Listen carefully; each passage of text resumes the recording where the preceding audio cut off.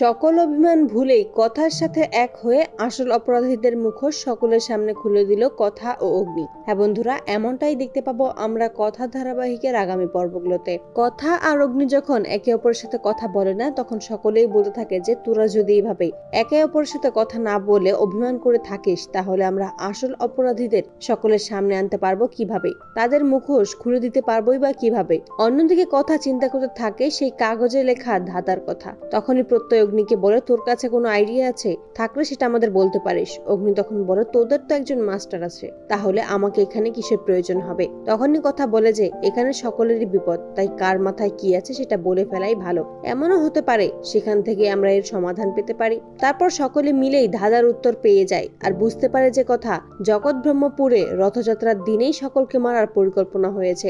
বিনায়ক স্যারকে সবটাই বলে দেয় কথা আর বলে যে সেখানে যেন রথযাত্রার দিনেই সকল ফোর্স নিয়ে রেডি থাকে। সকলের প্রতি এত টান দেখে কথার ওপর থেকে অভিমান সরিয়ে দেয় অগ্নি। তাই কথার সাথে সমস্ত অভিমান দূর করে জগৎ ব্রহ্মপুরের মানুষকে কিভাবে বাঁচাবে তার প্ল্যান করতে থাকে এবং সকলে একত্রে মিলেই রিচার মুখোশ সকলের সামনে খুলে শহরবাসীকে বাঁচিয়ে নেয়। তো বন্ধুরা, তোমরা এটাই তো চাও যেন সকল অভিমান ভুলেই কথার সাথে আবারও এক হয়ে আসল অপরাধীদের মুখোশ সকলের সামনে খুলে দেয় কথা আর অগ্নি? কমেন্টে জানাও। আর নিয়মিত আপডেট পেতে আমাদের চ্যানেলটি এক্ষুনি সাবস্ক্রাইব করে পাশে থাকো। ধন্যবাদ।